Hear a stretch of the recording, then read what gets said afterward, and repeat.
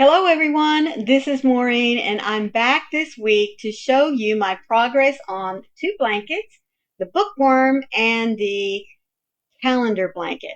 Now folks, I have been battling this last section, the May section of the calendar blanket for the last 2 days, and I really didn't think I was going to get it finished quick enough so that I could at least get it on here for you to see today. But I did.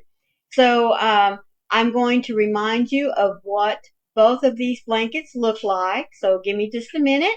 And here we go for the calendar blanket.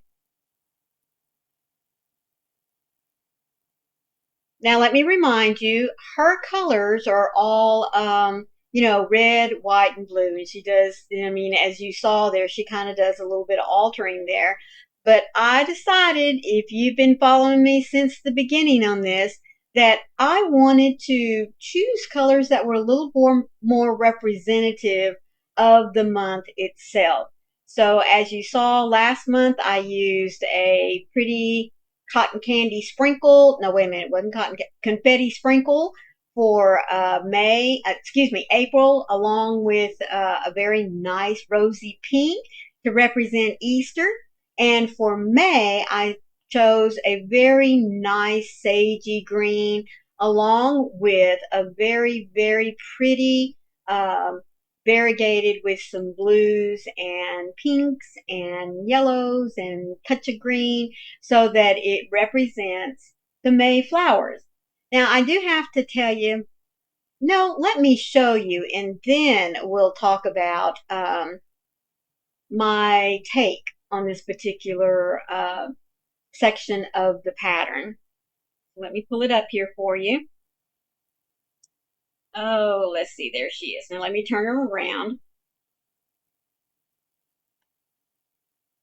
Now, excuse the top, but kind of like Tunisian, it wants to curl just a little bit until you move on to something more. But anyways, so here is the pattern part for for May. Now, there's different little flower patterns, as you can see. I want to make sure I got you in there. There we go. Now, I do have to say that in looking at it here on the camera, the colors do seem to look a little better. But I have been looking at it here for the last several days so much that I really was afraid that variegated that I had chosen, or the multicolor that I had chosen to go with the sage green, this was not going to show up. But I believe it turned out to be a nice contrast. What do you think? Yeah, I think it did a little bit better than what I thought. So I think I'm a little bit happier with it because let me tell you, in working with it, I honestly thought there for a minute, folks, I'm not kidding you. I kept looking at it and pulling it back and looking at it thinking, is there enough contrast? But it looks like there is, don't you think? Now there's some cute little tulips. I think that this one here, I don't know which way. Nope, go this way. Here we go. I think this is supposed to look like a little mum. I'm not real sure. I think this one looks more like a little tulip. Don't you think so?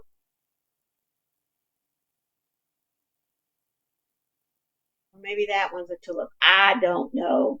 But anyway, there is the May section, and I want to remind you of my April section there. And then here is the March section. And like I said, as you can see, I have tried to choose colors that to me are a little bit more representative of the month rather than just,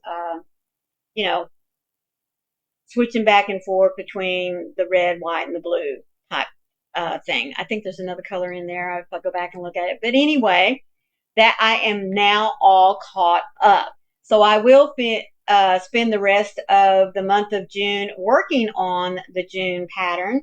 And I wanted to remind you of my color choices for June. And that is this, there it is, fell down. How dare it?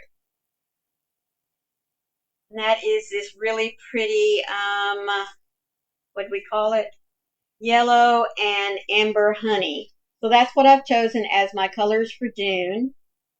And I'll be getting started on that here, and probably not today, but definitely tomorrow evening, because I do need to write down my stitches for each row, because I don't like looking at it on the pattern, folks. I really don't. I just would much rather write it out and in a sequence that makes sense to me. So that's how I keep up with my stitches on my mosaics. All right, so that is my progress on the calendar blanket. Now I have finally finished the last panel on the bookworm blanket. And if I hadn't had so much trouble on this section of the calendar blanket, I would have, I think, have had the time to at least take the middle panel and at least one side and have them connected together. But I didn't. So all I can show you is the panel. Now this panel is called the thistle panel.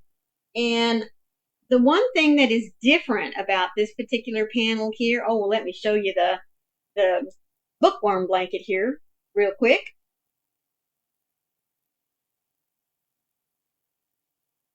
Now, if you recall, I bought that as a kit, and I knew I wasn't going to use that color, but I did like the color of the yarn that came with it, so I've been using some of those schemes in other projects. But anyway, and again, just like on it, if you've been following me since the beginning that I started on this particular pattern, each panel I chose a different color.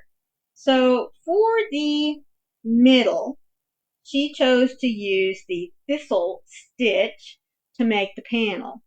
Now, here is the panel, and I'm going to show it to you in the size that the other panels are.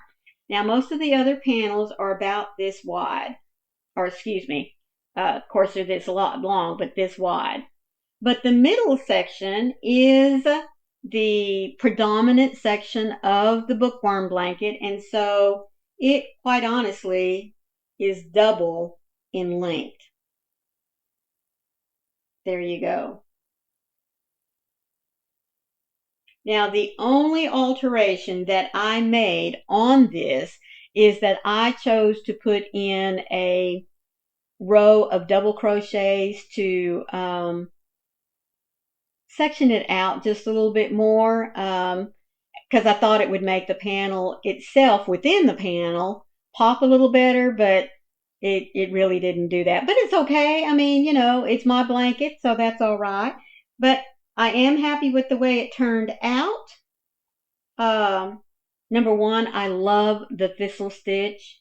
Now, in the blanket itself, it is a little close together, and so you do have to be up on the pattern to see the stitch.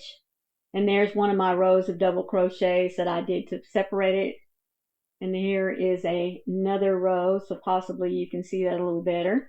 But the stitch is very, very pretty. It's just all double crochets, folks. And you use a cluster of 5 double crochets to make a shell. And then you have 2 double crochets that separate your pattern of shells. And that's all it is. And how you start and stop the rows.